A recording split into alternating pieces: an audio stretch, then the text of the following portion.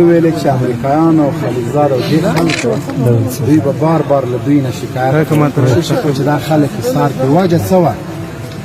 جهاد ټول افغانانو ښه قرباني ښه سرښندنې استشهادي بریدونه خو چې کوم کار دوی وکړ د امریکایانو د عسکرو ترمنځ بې باوري رامنځته شوله.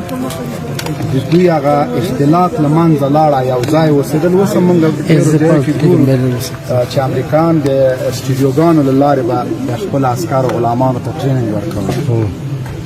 لویه وجه هغه د دې خلکو وه، د نفوذي مجاهدینو، چې الحمدلله داسې کار یې ورسره وکړو چې د امریکا غرور او تکبر یې له خاورو سره خاوره کړ. همدا وجه وه چې ټول زندانیان یې خوشي کول، په هغه کې استشهادیانو داسې مجاهدینو چې قوي قوي عملیات یې کړي، خو دا خلک یې نه خوشي کول. او د کابل غلام ادارې با فشاري منده او که دا مو خوشي کړل کار خرابېږي.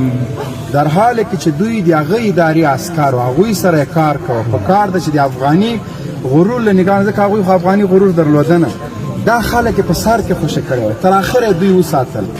بیا د قطر په هېواد کې هلته هم دوی سره داسې سلوک ونه سو، مشران یې ځورول، دوی ته ملاقات ته نه پرېښوده، موبایلونه پرې باندې بند. تر اخره پورې نن الحمدلله هېواد آزاد ده. موږ له همغه خپل اتل او غازي سره ولاړ یو. موږ ټولو باندې حق لري چې خپل غازیان وستایو، تندي یې ښکل کړو. یوې خبرې ته م توجه غواړم، خوشحالي ډېره ده خو مجاهدین یو درد لري. دا درد د موږ او تاسو ټول شریک ده چې زمونږ په صفونو کې مردار خلک، نجس خلک، اربکیان، هغه خلک دا په صفونو کې مه پرېږدئ. که غواړئ چې خپل صفونه په دې باندې قوي کړئ، قوت وښیئ. دا قوت نه ده، دا بېغیرتي ده چې موږ یو مور سره مخ کېږو، د هغه 4 زامن شهیدان شوي، موږ نه بله پوښتنه نه کوي.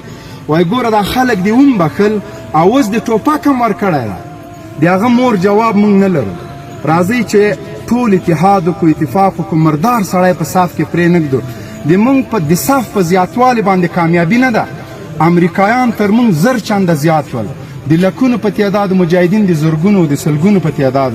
فتح او بری د مسلمانانو شو، د اسلامي امارت شو. وجه دا وه چې اخلاص و صداقت